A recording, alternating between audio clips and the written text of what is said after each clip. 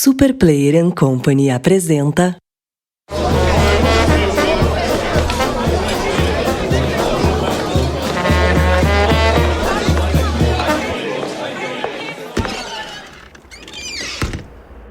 Introvertendo, um podcast onde autistas conversam.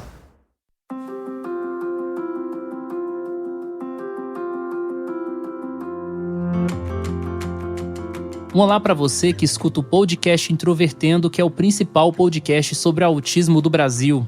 Meu nome é Thiago Abreu, sou host desse podcast, jornalista e diagnosticado com autismo em 2015. Eu sou Luca Nolasco, diagnosticado em 2017 e vou tentar participar bastante dessa discussão.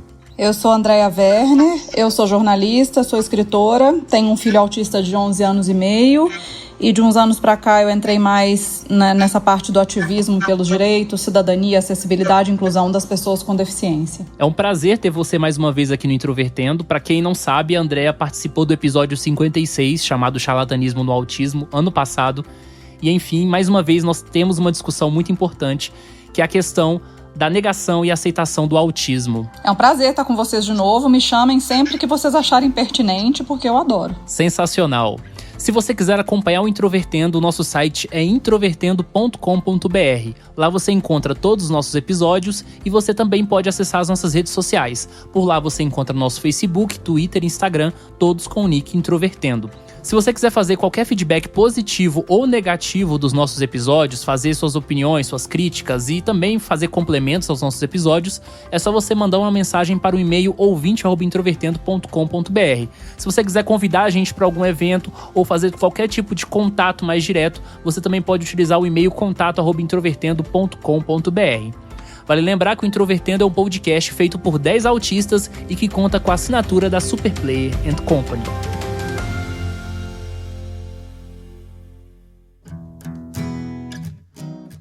Nós observamos, alguns integrantes do Introvertendo, de que existem alguns pais e mães que eles não conseguem lidar com a ideia da probabilidade dos seus filhos serem autistas. São pessoas que socialmente, veem que seus filhos têm algumas características no desenvolvimento que estão, entre aspas, atrás, de outras crianças, mas consideram que isso é natural, que isso é só uma fase do desenvolvimento, que isso vai passar, preferem esperar e não procuram ajuda profissional para tentar entender se isso é um marcador atípico ou se isso necessariamente é realmente uma outra questão envolvida no desenvolvimento dessa criança.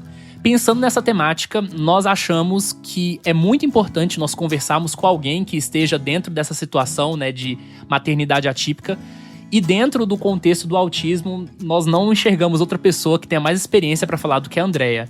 Então, Andréia, eu queria te perguntar, primeiro, essa observação que a gente tem, ela é verdadeira? E se ela é verdadeira, por que existem esses pais e mães que não querem lidar com a possibilidade dos seus filhos serem autistas?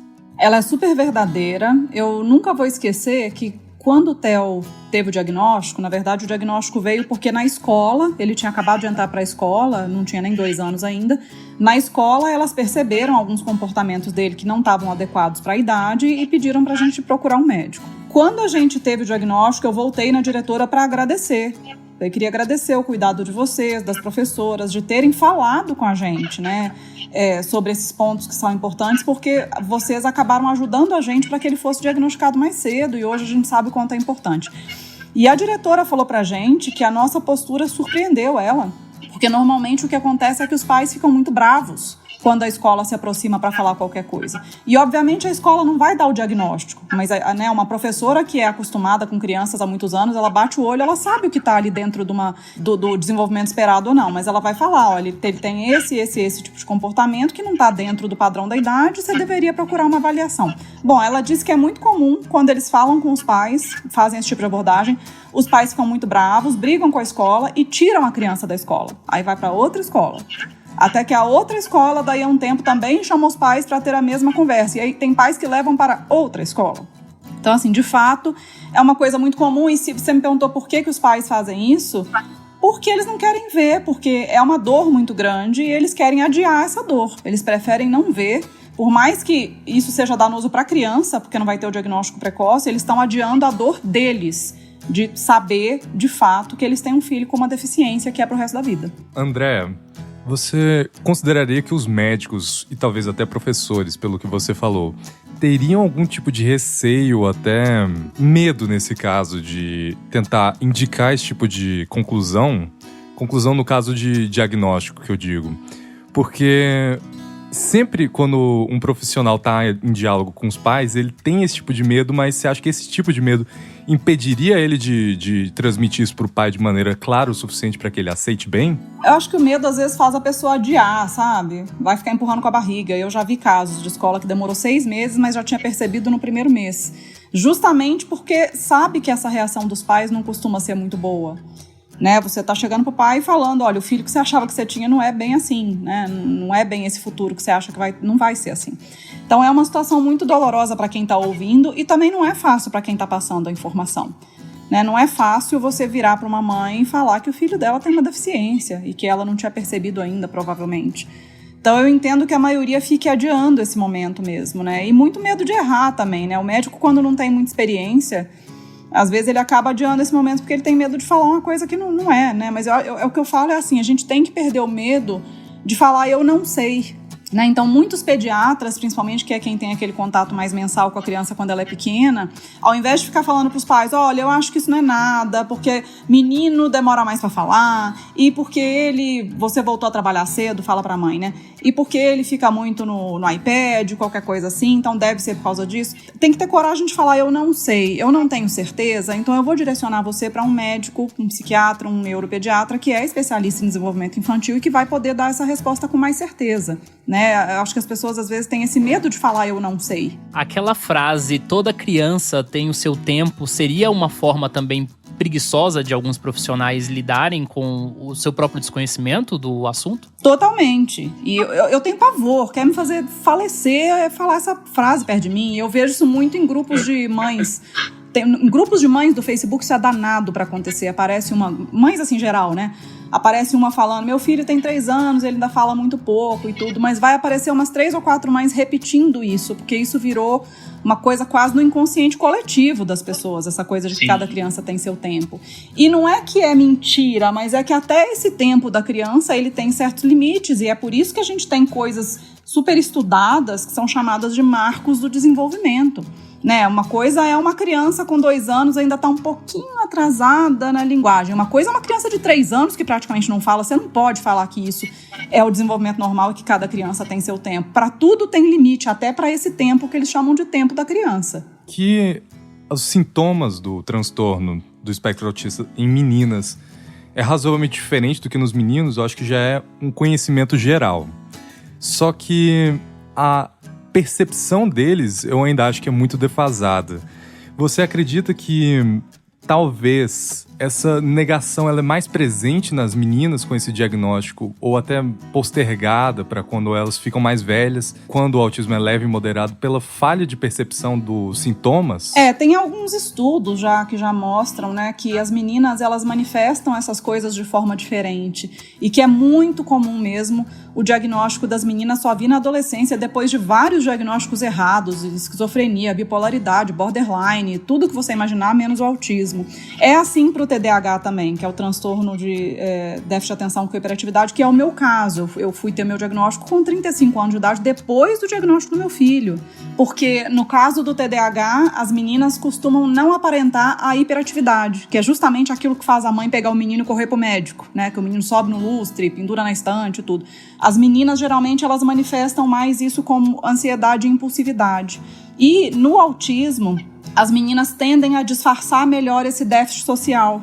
Então, elas conseguem, por exemplo, imitar uma coleguinha que é muito sociável e que todo mundo conversa com ela, aquela amiguinha, elas começam a observar, elas decoram frases para falar igual a amiguinha. Então, elas vão passando, sabe? Elas vão disfarçando aquela coisa que é muito inerente aos meninos, que é mais de isolamento mesmo social. E isso é uma das coisas que complica o diagnóstico. Então, a gente também precisa falar muito sobre a questão de gênero dentro dos transtornos do neurodesenvolvimento, porque isso impacta muito o diagnóstico precoce das meninas e não é só no autismo. Até uns anos atrás, era muito frequente algumas pessoas, né? Inclusive tem um texto antigo seu que falava no chamado luto do autismo, que é um tema que às vezes, né, tem uma certa controvérsia, principalmente entre autistas, embora eu entenda qual que seja o sentido realmente dessa questão do luto. E eu queria te perguntar, né, o que seria, entre aspas, esse luto do autismo? É um luto relacionado exatamente ao autismo ou às expectativas, né, que os pais têm, principalmente quando eles estão em estado de negação? Eu acho que é totalmente ligado às expectativas. Né? Eu vou te falar como eu me senti, tá? Muito difícil eu falar pelos outros, então eu vou falar da minha experiência.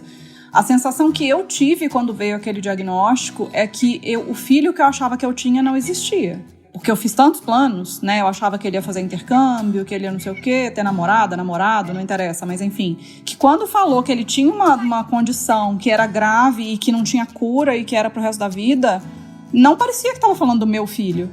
Então eu olhava para aquela criança que eu amava, de fato, mas parecia que eu não a conhecia, parecia que eu tinha perdido o manual de instrução dela, que eu ia ter que aprender tudo do zero. É muito doloroso, é extremamente doloroso. Eu acho que parte grande dessa dor é o capacitismo que todos nós temos, não dá para não falar nisso. A questão da deficiência ainda está sendo muito desconstruída no sentido de que a deficiência é uma deficiência, mas ela é parte da diversidade humana. E quando eu era criança, não tinha criança com deficiência na minha escola, eu nunca convivi com criança com deficiência, então como é que eu ia achar isso uma coisa natural, entre aspas, né? Que faz parte da diversidade humana e que tudo bem, essas pessoas existem, elas podem ter uma vida bacana e que não quer dizer que elas são menos ou que elas são infelizes, nada disso. Então, a gente tem esse capacitismo dentro da gente porque a gente foi ensinado desde cedo que as pessoas com deficiência ficam separadas, quer dizer, alguma coisa tem ali para que não quererem que elas fiquem junto das outras, não é muito bacana, é uma coisa que a gente deve temer, que a gente deve... É isso que essa exclusão e essa segregação ao longo dos anos trouxe. Então, eu, de verdade, você não perguntou, mas eu já vou completando. Eu acredito que se a gente trabalhar essa questão da deficiência como sendo parte da diversidade humana, né, e de remover barreiras e dar acesso e etc e tal, e as pessoas forem aceitando isso como parte da vida, eu acredito que de repente as Andréias do futuro, que forem ter o diagnóstico dos filhos, eu jamais vou mentir pra você e falar não vai sofrer. Vai sofrer. Mas eu acho que pode ser menos do que eu sofri naquela época por causa do desconhecimento que eu tinha, do preconceito que eu tinha, disso tudo. Inclusive, André, quando você conta, né, sobre a questão do seu filho, eu faço um paralelo com a minha mãe, que a minha mãe tem uma idade próxima à sua, e quando eu tinha 2 anos, eu não falava absolutamente nada, e minha mãe tinha uma preocupação muito grande, porque ela achava que primeiro eu era surdo, né? E ela procurou o profissional, e o primeiro profissional teve uma reação completamente absurda, disse que eu tinha língua presa, que precisava fazer cirurgia. Depois ela procurou uma segunda opinião de um profissional e disse para me incluir na escola. Na escola eu comecei a desenvolver. Ela sempre viu, durante toda a minha vida, marcadores muito específicos de diferença. Mas quando veio a hipótese do autismo, isso já perto da vida adulta, no início, ela reagiu de forma negativa, né? Ela pensou assim, nossa, você precisa ser curado disso até, num certo sentido. Ela levou anos para aceitar. E eu fico imaginando, né, no meu caso, que é uma pessoa no grau 1, uma pessoa que teve autonomia ao longo da vida. Em outro paralelo, uma pessoa que provavelmente tem um filho no grau 3, né, que provavelmente vai precisar de um suporte muito maior ao longo da vida.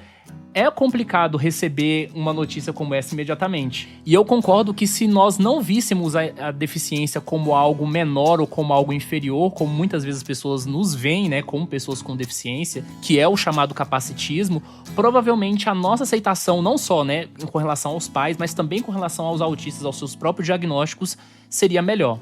Eu acho interessante, você até citou esse texto meu que chama O Segundo Luto do Autismo, e basicamente esse texto eu escrevi quando eu cheguei à conclusão de que a aceitação que eu tinha tido com o Theo foi falsa. Porque quando o Theo teve o diagnóstico, o médico falou que ele era leve. Ele tinha 2 anos e ele verbalizava algumas coisas, ele cantava uns pedaços de músicas e o médico falou, não, ele é afetuoso, escuta essa, hein? Ele é afetuoso, só por isso eu já descarto o autismo clássico, que era como se falava na época, e falou que era leve. Então eu vi alguns vídeos de autistas falantes e tudo, e eu pensava, olha, é o Theo no futuro. E aí quando ele chegou ali 5, 6 anos, e aí eu vendo ele com os pares da mesma idade, aí me caiu a ficha. Eu falei, não é leve. Nunca foi leve, não será leve, não é leve, né? Aí eu tive aquela segunda, que é o que eu chamei de segundo luto, que é o meu filho é um autista severo, né? Hoje em dia ele tá no grau 2, é moderado, mas foi muito doloroso também, porque a gente não aprende, né? No momento em que eu descobri que era teoricamente leve, que o médico falou, eu já fiz um monte de plano de novo. Ele vai ter só um pouquinho de dificuldade aqui, dificuldade ali, as expectativas, né? Mas ele vai pra escola, ele vai isso, ele vai aquilo. E aí eu caí do cavalo de novo, quando ele tinha ali 5, 6 anos. Veio o que eu chamei de luto de novo. Aí é que foi a aceitação de verdade, né? Que não é um autista leve, ele é um autista mais severo, ele vai precisar de suporte, vai precisar disso, daquilo. A partir dali, eu te digo que minha vida ficou melhor, sabe? Eu aprendi, assim, a viver mais com o pé no chão, o que vier é lucro, fazer as coisas para ajudar, procurando o melhor, mas sem ficar imaginando coisas demais. Sim, entendo. Inclusive, uma coisa que eu acho muito interessante no seu trabalho é que, diferentemente de muitas pessoas, né, que militam na causa do autismo, né, e eu acho que isso posso incluir eu e algumas pessoas do podcast, é que muitas vezes eu e outras pessoas, nós acabamos ficando muito centrados na temática do autismo, e o seu trabalho está cada vez falando mais sobre outras deficiências, né, essa junção de entender que deficiência é algo que une pessoas com diferentes condições e que a gente precisa se unir nesse sentido. Essa sua ligação com outras deficiências, nessa discussão, você acha que é uma consequência, principalmente, desse amadurecimento que você teve com relação ao caso do Theo? Eu acho que é totalmente consequência, é consequência de eu procurar contato com pessoas com deficiência, ouvir o que elas tinham a dizer. E é engraçado, né? Porque uma das primeiras fichas que me caiu, na verdade, não foi com relação ao autismo e às outras deficiências. Foi com relação ao autismo e às outras condições neurodiversas ou qualquer coisa, por exemplo. Foi quando eu percebi que não fazia sentido, por exemplo, um pai de autista ser homofóbico. Né? Porque se a gente está falando de diversidade, que tem que respeitar a diversidade, que meu filho é diferente, como assim você não quer que respeite a diferença do seu filho, mas você não respeita a diferença do filho do outro?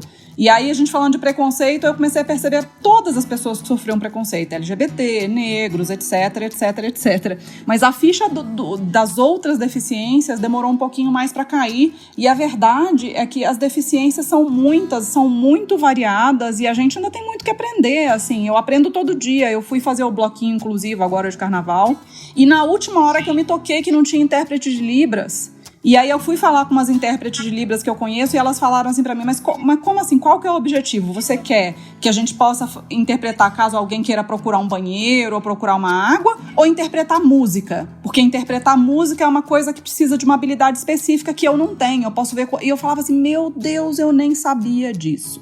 Então, assim, é um mundo muito amplo, eu ainda tenho muito que aprender, mas eu tô ansiosa para aprender, porque, de novo, é a diversidade e estamos todos no mesmo barco, né? E eu acho que a gente ganha todos juntos, né? Se são 24% de pessoas com algum tipo de deficiência no Brasil, se a gente cobrar políticas públicas juntos, faz muito mais sentido do que separados. A gente tem muito mais corpo falando juntos. André, anteriormente você tinha dito da questão de que quanto mais um pai demora, ou mãe no caso, demora para aceitar e para dar suporte ao próprio filho que tem um diagnóstico, pior vai ser a situação do próprio filho por conta de um sofrimento que o pai quer postergar. Tendo isso posto, você acredita que assim que esse pai for conscientizado, assim que esse pai ou essa mãe tiverem essa noção, existe algum tipo de cuidado paliativo que esse pai poderia ter para ajudar na situação do filho, agora já um pouco mais velho, um pouco mais tardio o diagnóstico? Nossa, é correr atrás do prejuízo, né? Porque terapia sempre. E eu acho que tem uma coisa muito importante aí também, que é, geralmente os pais, quando eles não aceitam o diagnóstico dos filhos, eles tendem a culpar outra coisa. Então ele é sem limites mesmo. Ele é agressivo. Ele é malcriado. Ele é coisas assim. Isso vai tudo afetando muito a autoestima da criança também, né? Vai afetando a própria aceitação da criança. Uma coisa que eu critico muito é os pais que não querem contar pros outros que o filho é autista, quando é autista leve. Mas para não rotular. Eu falo, cara, você prefere que eles saibam que ele é autista ou que eles aí sim rotulem de malcriado, de sem limites, de bocudo, de, né, esse tipo de coisa. Eu sou a favor de você falar a verdade, até para que a criança entenda que aquilo faz parte da identidade dela e que ela não tem que ter vergonha daquilo. Que ela pode falar que ela é autista. Ok, isso é bacana, você não tem que esconder isso não é motivo de vergonha. Então a questão de adiar o diagnóstico e de adiar essa aceitação do diagnóstico, para mim ela afeta até a própria autoestima da criança. Porque, nossa, se o meu pai demorou tanto assim para assumir que eu sou autista, é porque ser autista deve ser uma coisa horrorosa. Ele deve ter vergonha de mim porque eu sou autista. Né? Então são várias coisas aí impactando a criança de uma vez. É a falta de uma intervenção precoce, é a noção de que o que ela tem é muito errado e por isso demoraram muito para assumir. Né? Acho que isso só faz mal. Com certeza. Essa questão do rótulo que você falou me fez lembrar que lá no início do Introvertendo, em 2018, a gente fez um episódio chamado O Poder do Rótulo, e que a minha visão, né, sobre essa questão de se assumir autista ou não mudou muito. Porque eu tinha exatamente esse discurso que você falou, né? Esse receio, assim, de ser reconhecido em todos os lugares como o autista, ao invés de dizer o Thiago. E eu percebi que isso não faz sentido, na verdade, né? Que se eu não falar sobre o diagnóstico, de qualquer forma as pessoas vão rotular por alguma coisa ou outra. Então, é realmente algo que eu aprendi de 2 anos pra cá e mudei, assim, nesse sentido. E a gente mantém esses episódios antigos até para as pessoas verem, né, a nossa mudança de pensamento ao longo do tempo. É isso que eu costumo falar tanto, até na época, todo ano na época do orgulho autista, e vem aquelas discussão das mães autistas severos, que eu não tenho orgulho do autismo, eu tenho orgulho do meu filho. Eu falo, cara, eu entendo totalmente. Eu tenho amigas com filhos autistas severos que são muito agressivos, que a situação é muito difícil, mas o que eu tô querendo dizer, e que tá na hora das mães entenderem mesmo, é que esse dia não tem a ver com elas. É que justamente o autista mais severo, ele tem que ter mais orgulho de ser quem ele é, porque não é fácil ser quem ele é, né? Não é fácil. E tem essa questão de que a autoestima é tão importante da gente cuidar, porque um dos principais motivos de morte de autista adulto nos Estados Unidos, acho que o principal motivo é suicídio. Né? E quanto mais leve, mais a pessoa se percebe diferente, ela percebe que ela tem dificuldade de interação, ela percebe que ela tem dificuldade de relacionamento, e isso vai gerando uma depressão que pode dar numa coisa muito ruim. Puxando um exemplo, assim, eu não sou autista, né, que eu saiba, ainda não, mas já nunca se sabe, né, eu tenho várias coisas eu tenho vários traços, né, não é à toa que meu filho é, mas eu tenho, que eu sei mesmo, o TDAH. E foi libertador para mim ter o diagnóstico, porque eu tinha sido demitida de emprego 1 ou 2 vezes na vida, acho que foi 1 vez na vida, mas enfim, e que eu saí me sentindo o cocô do cavalo do bandido, por causa das características que eles informaram que era por esse motivo que eu estava sendo demitida, e que são totalmente ligadas ao TDAH, mas eu achava que eu era preguiçosa, eu achava que eu era burra, eu achava isso tudo de mim, eu tinha uma péssima autoestima. Então, quando eu descobri que isso estava intimamente ligado ao TDAH e que tinha formas de trabalhar isso e tudo, foi muito libertador para mim. Foi maravilhoso para minha autoestima. Né? E não é uma questão de usar o TDAH como bengala, é uma questão de entender o porquê do meu comportamento. Né? Que eu rotulava como uma coisa negativa, como preguiça, por exemplo. É interessante que você abordou uma outra questão muito importante do diagnóstico, né? Independentemente de ser precoce ou não, que é a questão da qualidade de vida, por exemplo, né? Todos nós do podcast temos o diagnóstico. Eu acho que eu posso dizer que a maioria de nós, a qualidade de vida aumentou muito depois do diagnóstico. Tanto no sentido de se reconhecer, de se entender, de ter mais autonomia. Nossa, a minha vida, pelo menos particularmente, né, de 2013 pra cá, foi absurdamente melhor, principalmente porque eu entendi o que estava acontecendo e passei a entender por que certas pessoas repudiavam certas características e também o que eu poderia trabalhar em mim para ser um ser humano melhor. Então eu tenho certeza que o diagnóstico vem para somar na qualidade de vida de alguém. Eu falo pelo meu caso, de que eu conheci o Thiago antes de eu mesmo ter o diagnóstico. Ele vivia me falando da vida dele, sobre dificuldades que ele enfrentava por conta das características advindas do transtorno. Eu me identificava em várias delas, mas nunca conseguia imaginar que eu pertencia ao espectro, porque eu tenho um primo que ele é de um grau um pouco mais severo, e eu tinha um preconceito muito forte quanto a isso. Só que assim que eu tive o diagnóstico, óbvio, teve todas as fases da aceitação, da relutância, mas assim que eu tive o diagnóstico, minha qualidade de vida melhorou, porque diversas das dificuldades que eu enfrentava, como eu era burro, eu era estúpido, eu tinha dificuldades sociais muito fortes na escola, eu passei a entender a razão delas, ou pelo menos um pouco da razão, e buscar maneiras de conviver melhor comigo mesmo. E isso, eu acredito que para qualquer pessoa que teria o diagnóstico, melhora 100%, para os pais melhora também. Qualquer pessoa que convive tende a melhorar isso. É exatamente isso. Eu mesma, quando eu descobri que o nome do meu maior problema chamava funções executivas, foi muito bom pra mim. Eu não vou falar que tá 100%, mas assim, hoje em dia eu sei por que eu ficava empurrando as coisas com a barriga, por que eu começava as coisas e não terminava. E existem ferramentas pra melhorar isso aí, né? Então, pelo menos a gente sabe o que é e o que dá pra fazer pra melhorar. Já é um grande caminho aí. Eu sei que você já passou dias e noites falando sobre o assunto, então eu não quero perguntar diretamente sobre isso. Eu queria saber se você se sente confortável em falar um pouco sobre a questão do charlatanismo no meio, porque você já conviveu e viu muito sobre isso. Talvez tenha algo que você queira acrescentar. Olha, é desanimador, tá? É bem desanimador. Tem dias que eu falo assim, meu Deus, eu não quero avisar mais ninguém, usa aí seus óleos essencial, seus MMS. Tem dia que dá uma preguiça danada, sabe? Teve um dia desse que eu falei pra lá o patrão, minha amiga, eu falei, amiga, eu queria ser LGBT pra ser ativista LGBT, porque tá muito difícil ser ativista do autismo, da deficiência. Tá muito difícil, gente. Mas eu acho que isso tudo tá muito ligado ao capacitismo também, né? Porque o charlatanismo, ele encontra um campo muito fértil ali naqueles pais que não aceitam a condição dos filhos e que acham que tem que ter uma cura de todo jeito, que o filho tá errado, tá quebrado e etc e tal. Então eu acho que a gente trabalhando em cima do capacitismo, talvez a gente consiga acertar pela lateral aí a questão do charlatanismo também, sabe? Porque isso tudo é desespero. Da pessoa te falando, olha, no seu filho não era pra ser assim. Seu filho pode ser normal, falar, etc, etc, etc. A gente tem aqui a solução pra você ter o filho que você imaginava que você podia ter. É um campo muito fértil, né? Com certeza. Para fechar, André, eu queria te perguntar, o que mães e pais podem aprender com filhos atípicos? Nossa senhora, Tiago, como você me pergunta um negócio, eu sou completamente outra pessoa, né? Assim, eu mudei. Uma pessoa me perguntou assim uma vez, como foi sua transição de carreira? Porque eu trabalhava em multinacional quando o Theo foi diagnosticado, na área de marketing, e hoje eu faço um negócio completamente nada a ver, mas que se parar para pensar, tem muito mais a ver com quem eu sou. E é jornalismo puro, em certa medida. Sim, na verdade, o Theo me ajudou a achar a minha verdadeira vocação, né? Então, eu aprendi, mas foi tanta coisa, foi a rever as prioridades, entender o que é de fato importante na vida, a ter mais empatia, a olhar mais para o outro, a entender melhor essa situação em que a gente vive, de que umas pessoas são mais privilegiadas do que outra, o que é as dificuldades, o que são as dificuldades específicas de cada um por grupo, né? Aquela coisa das pessoas que são consideradas menos pela sociedade. E dá para escrever um livro, assim, é muita coisa, mas aí é que tá. E é o que eu costumo falar nas minhas palestras. A gente tem que acabar com essa concepção de que todo mundo que tem um filho diagnosticado com a deficiência vira santo. Nossa, olha, porque aprendi demais, meu filho virei... Não, tem pessoas horríveis no nosso meio. Tem psicopata no nosso meio, a gente sabe, entendeu? Não é porque a pessoa teve um filho diagnosticado que ela vai aprender...